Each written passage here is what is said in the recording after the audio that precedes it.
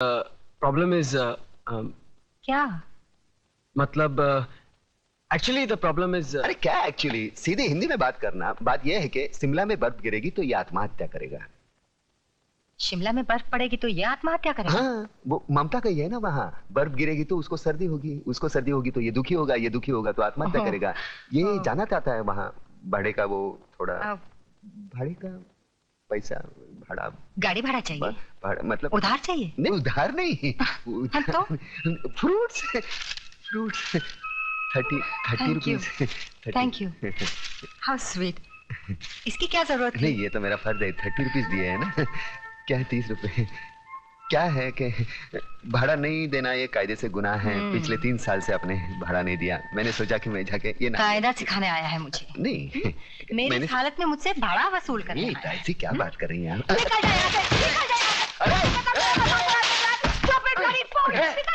मैंने कहा था ना कुछ नहीं होगा। फोकट में 30 रुपए भी गए। अरे यार, कमाल की लड़की है, फूल की जगह फल फेंकती है। अब मेरे शिमला जाने का क्या होगा यार? डॉक्टर विश्वनाथ?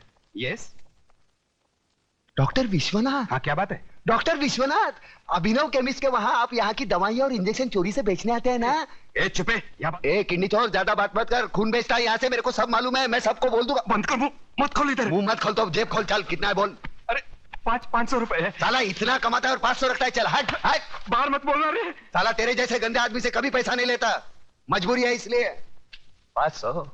अरे इससे क्या होगा यार? अरे पूरा चक्कर घुमाऊंगा। चल, लकी नंबर लगाओ, 1 का 10, 1 का 10, दिल खोल कर लगाओ। 1 का 10, 1 का 10।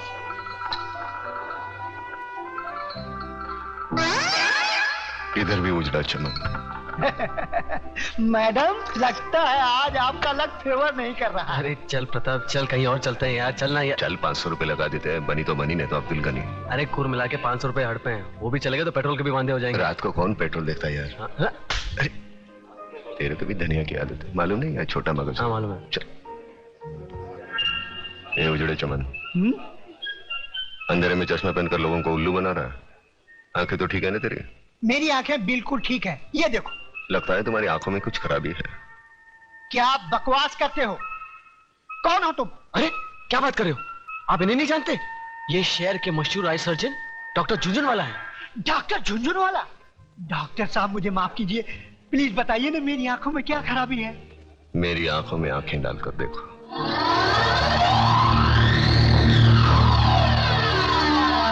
अब तुम वही करोगे जो मैं कहूंगा।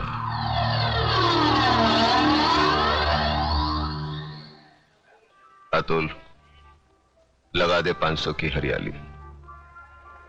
तो ये मेरे 500 रुपए 31 नंबर पे। 31, 31, 3 के ऊपर 1, घुमा दे चक्कर।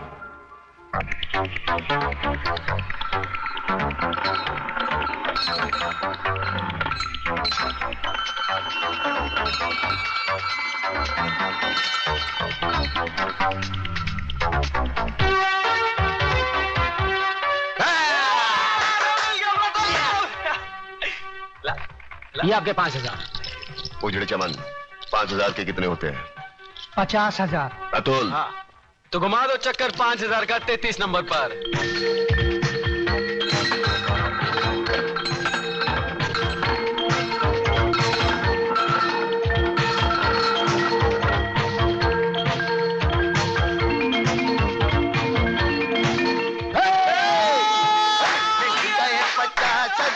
तू शिमला जाएगा, मिल गए 50,000, तू गाना गाएगा। तूने मेरे साथ विश्वासघात किया। चोरी से 5,000 कहाँ गए? मैंने चोरी की, मेरे पैसे। लेकिन अच्छे काम के लिए। अच्छे काम के लिए? सुन, करोड़ बना देगा उसका। तुम दोनों साले करोड़पति बना दोगे।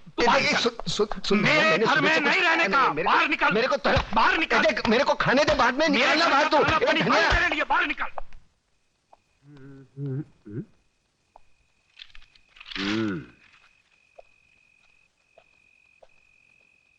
सलाम वालेकुम इस्माइल भाई। राम राम कल्याण जी भाई।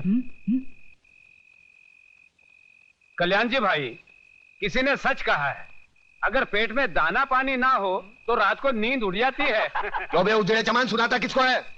तेरे पास उधार मांगने नहीं आया। लाखों लोग सड़क पर भूखे सोते हैं, एक दिन भूखा सो जाऊंगा, मर नहीं जाऊंगा। और ज्यादा बकवास मत कर, सर पर 2 चाक बचे हैं ना, वो भी उखाड़ दूंगा। आई तुझा प्रताप हैं? बीड़ी જોઈએ साला एक बार बीड़ी क्या मांगी, भिखारी समझता है क्या? ये ले, पूरा डाल ले, सवारी का माल से ले। રાખ રાખ મારા ક્યાં ભોગ લાગે સુતેલા સાપને જગાડી बीड़ी जो ये मैं आपके लिए खाना लाया हूँ।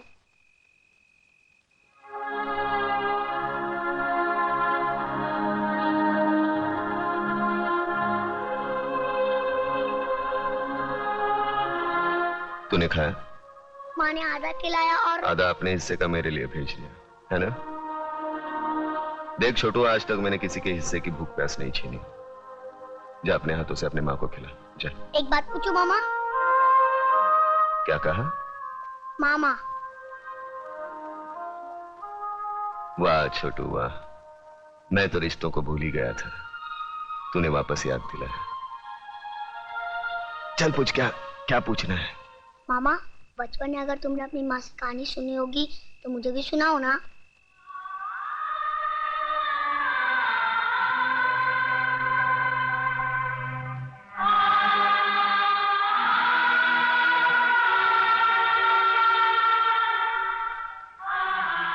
जा अपनी माँ को खाना खिला जा। सुनाओ ना कहानी। छोड़ो मुझे। चल जा हरामजादी, मैं देखती हूँ तू कैसे नहीं जाती। माँ, छोड़ दो मेरी माँ को, छोड़ दो। छोड़ो मुझे। डाल दो साले की जिप में।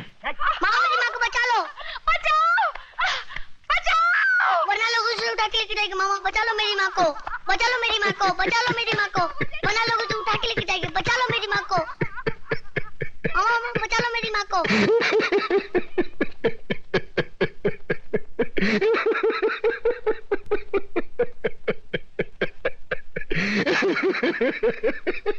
अरे तो है तुझ पर सरेआम एक विधवा का अपमान हो रहा है और तू हंसकर अपना विवाद जता रहा है। मामा बचा लो मेरी माँ को। मामा, अरे ये क्या बचाएगा मुझे? ये तो एक औरत की लाचारी पर हंस रहा है।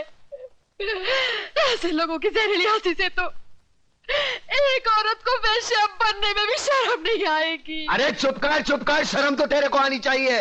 आज बचाऊंगा, कल कौन बचाने आएगा तेरे को?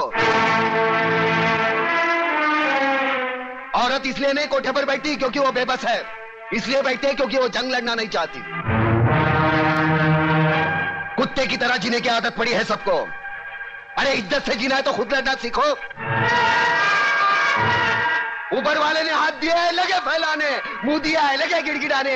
बचाओ बचाओ, कौन आएगा? अरे दांत सिर्फ खाने चबाने के लिए नहीं है, काटो उसको। अरे वो डंडा उठा, फोड़ दे उसका सर, हम तमाशा देखेंगे। क्यों कलमानी भाई?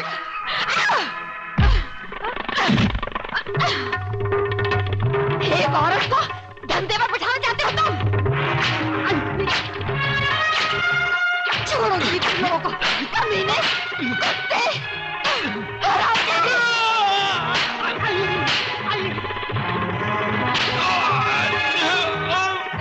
बहुत तंग किया तूने मुझे बेचना चाहती थी। अरे मुझे बहुत मारा तूने मुझे।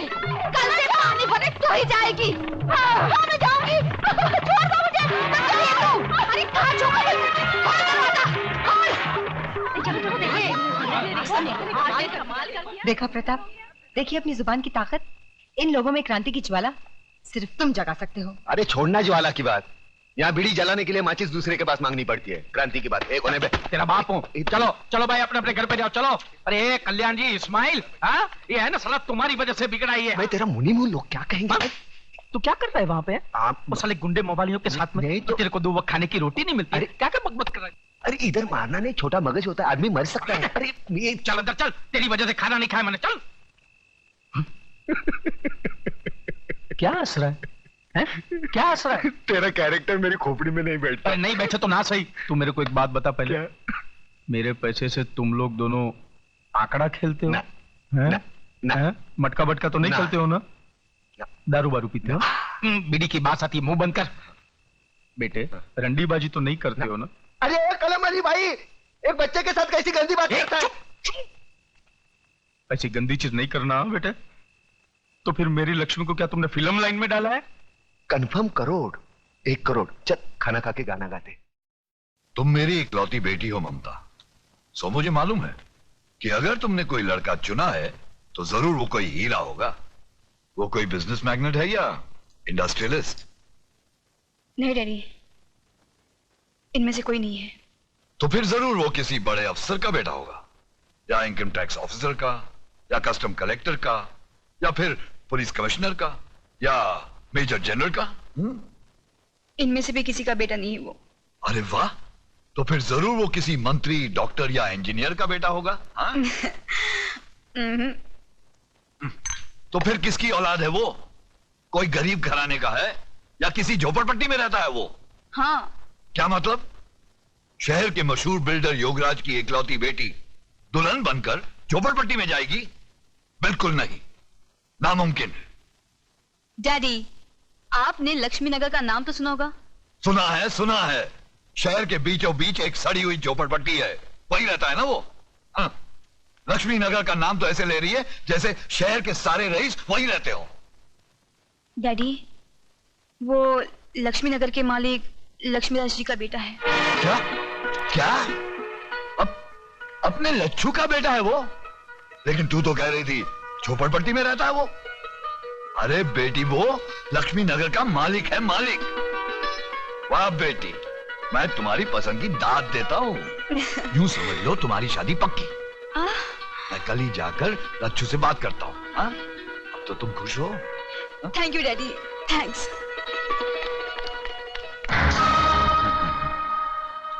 वाह बेटी वाह, क्या सही निशाने पे तूने तीर मारा है। लक्ष्मी नगर पर योगराज नगर बनाने का बहुत पुराना सपना था मेरा। आज तेरी वजह से वो सपना पूरा होते हुए नजर आ रहा है मुझे। लच्छू योगू, अरे योगू मेरे यार। अरे तू तो बिल्कुल वैसा का वैसा ही लगता है, एकदम दुबला पतला। हा? मैंने तो सोचा था कि आदमी के पास पैसे आ जाए तो बड़ा झाड़ा मोटा हो जाता है। अरे यार, तुझे देखकर अपना बचपना याद आ गया। याद है तुझे, तू कैसे छोटे छोटे मिट्टी के घर बनाता था? हा? और आज शहर की ऊंची ऊंची बिल्डिंगें बनाने वाला योगराज बिल्डर। अरे बातें छोड़, ये ज्ञानचंद जी हैं। अरे ज्ञानचंद के ज्ञान के बारे में तो मैं बहुत कुछ सुन चुका हूँ। तुम्हारे कारोबार का काला सफेद कोई भी काम इनके ज्ञान के बाहर थोड़ी है कि नहीं? कंगी अंदर अंदर रखो, बहुत बुरी आदत है इसकी। आइए आइए, आओ आइए, बैठिए, आइए। हाँ तो भाई साहब बोलिए, क्या पियेंगे, गरम ठंडा? कुछ नहीं, मैं ओवल्टीन पीऊंगा। नहीं, वो घर में नहीं है। ये एक और बुरी आदत है इसकी। देख लच्छू, हाँ। तू तो मुझे बचपन से जानता है, मैं घुमा फिरा के बात नहीं करता। बराबर। देख, तेरा एक बेटा है, हाँ। मेरी एक बेटी है। हाँ। जो कुछ भी तेरा है वो मेरा है, और जो कुछ भी मेरा है वो समझ ले तेरा है। यानी तेरा जो कुछ भी है वो मेरा है? हाँ। वो कैसे? सीधी सी बात है लच्छू, मेरा सारा माल मेरी बेटी का, मेरा मतलब है शादी के बाद तो दामाद का ही हो जाएगा ना। देख भैया, ये तो लेन देन की बात करेगा तो तेरी मेरी नहीं जमेगी। ये लो। इसलिए मैंने अपने बेटे को पहले से ही घर के बाहर भेज दिया है। अरे यार, तेरी बेटी मेरी बेटी जैसी है, एक साड़ी में विदा कर देना, मुझे दहेज में फूटी कौड़ी भी नहीं चाहिए, समझा? वाह।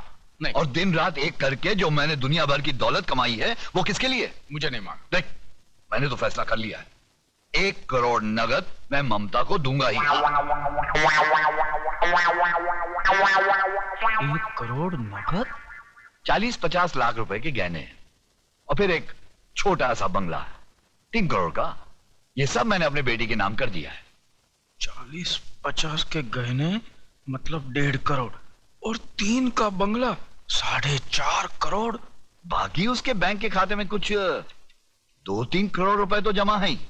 अब बाप बनकर मैं उस पर नजर थोड़ी ना रख सकता हूँ। 3 करोड़ का तो बैंक बैलेंस 7.5 करोड़। अब जिंदगी भर दूसरे लोगों की शादी पर पैसा मैंने बांटा, हाँ। अब अपनी बेटी की शादी पर वो लोग पैसा देंगे ही ना। हाँ हाँ, क्यों नहीं देंगे? यूं समझ ले कुछ 40-50 लाख रुपए तो हो ही जाएंगे। 40-50 की बख्शिश यानी 7.5 और 50, 8 करोड़ की लक्ष्मी। देख, अब तू ना करके दोनों प्यार करने वालों का दिल मत तोड़ देना। अरे मैं कैसे ना कह दूं भैया, लेकिन हाँ यार, ना का फैसला तो तेरी मर्जी से ही होगा ना। मैं तो अपनी बच्ची के लिए कुछ भी कर सकता। वाह योगराज वाह, क्या चाल चली है। हम तो समझा था कि राजनीति में नेताओं को भगवान भी मात नहीं दे सकता, मगर तुम तो नेताओं से भी आगे निकल गया। क्या चाल चली है, हैं? मैंने तो अपनी चाल चल दी है, मगर सारे पत्ते जो हैं वो अब आपके हाथ में हैं। आप चाहें तो उस लक्ष्मीदास स्टेट पर योगराज नगर यूं बन सकता है। अरे बन सकता है क्या योगराज, समझो कि बन गया। क्यों चंद्रू? अरे तुम्हारा दिमाग खराब हो गया देशमुख। अरे वहां कोई क्रिकेट का खाली मैदान है जो तुम उधर जाके बिल्डिंग बना लेगा?